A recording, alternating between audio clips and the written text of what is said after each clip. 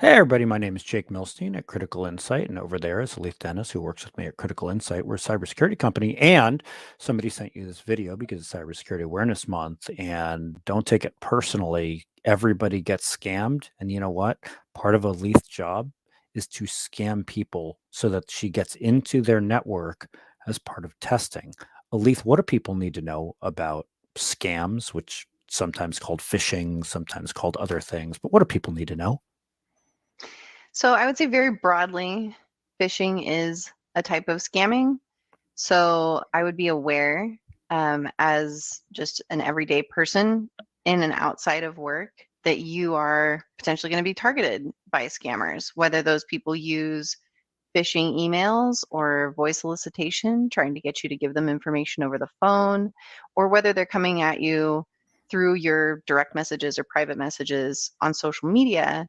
All of these are very valid attack vectors for these scammers to use to try to get information from you and things that you should probably keep guarded that are sensitive to you. And so, I mean, some of them are easy, right? Like I know there's no Nigerian prince or princess, and I know that like my student loans, nobody's going to call me and forgive all my student loans over the phone. But there are some that are more insidious, right? That's absolutely true. So there are definitely a lot of Nigerian princes out there. There's also a lot of Todds from IT that want to help you reset your password. And I think that most people have become a little bit hip and more aware of these types of scams, the ones that are pretty easy to point out. But some of the more layered attacks or more evolved attacks are going to use things similar to what a used car salesman will use to manipulate you and persuade you to buy a car. They're going to use things similar to the six principles of persuasion, which are reciprocity, scarcity, authority, consistency, liking, and consensus. So they'll tell you things like, for consensus, for example, everyone else in your company's already done this. You should absolutely do this too. You're the last person on my list. And they'll be very likable, often very charismatic and friendly. As far as consistency is concerned, that relates to the principle of having you continue to act the same way that you have throughout the conversation. So, for example, if I ask you your name and then I ask you some cursory details about yourself that are pretty open to the public, and you answer those questions and you like me and everyone else has done this, I can layer those principles on top of each other to get you to keep answering my questions to the point where it would be uncomfortable to challenge me and who I am or whether I have access to that information at that point in the conversation using consistency. There's also the principle of scarcity, which is typically used by scammers in the context of creating an artificial time constraint. And the best way for me to illustrate that is really infomercials where they say this deal is only going to last 10 minutes. They're essentially relying on the fact that you will allow yourself to make an impulse or emotional decision to not allow that deal to get away from them. And so that's a way that scammers will use scarcity as well as saying, if you don't do this right now, I'm going to have to put you at the end of the list or I'll have to call you back. And you don't want that. Let's go ahead and take care of this right now. If anyone ever on a phone call insists that you complete a transaction or give a piece of information without verification, that should be a huge red flag to end the call immediately. And so, if scammers use these things, what are they after? Like if are they after my passwords? Like what are they trying to get from me?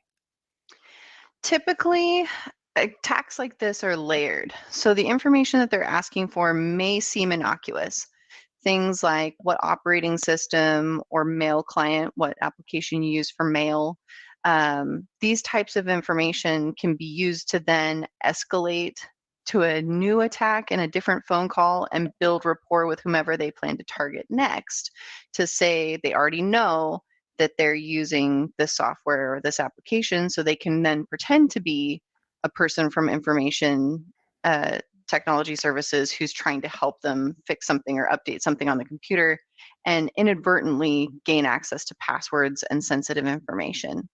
Got it. And so social media, so whether I'm on Facebook or Instagram or LinkedIn or whatever, like what do I need to do with my settings there? Can I stop things if I make all my settings private? Like what should people do there? I would say, from the perspective of social media, make sure that all of your accounts are private, that you thoroughly vet the accounts that ask to connect with you if you're sharing personal, private information. I would say on Facebook, be very conscious of your security settings and check those regularly. Same with Instagram, LinkedIn, Twitter. If you choose to have a public account, which some folks do because they've got a side hustle and they're selling something and they need to make those connections to grow their business, just make sure that you aren't sharing information that's sensitive and private about yourself and your children, things specifically like children's grades, names, schools that they attend, um, things about their favorite foods. All of those types of information can be used by attackers for very malicious and evil things. We think about information security and cybersecurity a lot of the times in the context of businesses, but in some cases, scammers and attackers can use that information that's shared on social media to either contact you with bad intentions or to create things that are as horrible as um, fake kidnapping scams where they call and they tell a grandparent that a child's been kidnapped and they name the school and they name their grade and they name their name and they know who the parents' names are because they've learned all this information off of social media. So I would say just be very careful about the information you share. If people try to connect with you directly, don't allow them to build rapport and trust with you using the information that you shared widely publicly. So if you share online that you are very enthusiastic chicken keeper, as I do, don't allow people to build rapport with you strictly based on the fact that you share that that's your hobby and that you're very interested in it. Sometimes we attribute trust to people who we like, who seem to be, um, attractive into the same things that we're into, and who like the same things that we like, and who give us gifts using that principle of reciprocity, even if that perceived gift is them sharing information with us. So they could say something like, "Oh yeah, I really like this book," and now you feel obligated to tell them that you like another book, and they could Oh. use that back and forth, or that quid pro quo, to kind of escalate the level of sensitive information that you share with them. And sometimes we inherently attribute trust to the platforms that we use and then allow people who contact us through those platforms to have that same level of trust or inherit that trust. So for example, if you get a direct message on LinkedIn, you trust LinkedIn, and therefore you just trust the people who contact you through direct messages on LinkedIn and assume that they have your best interest at heart.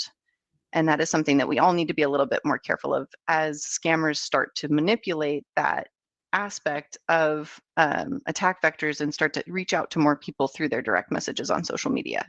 Ooh, all right. Well, thank you, Elise. This has been good, scary, something like that. Folks, Something if somewhat terrifying. somewhat terrifying.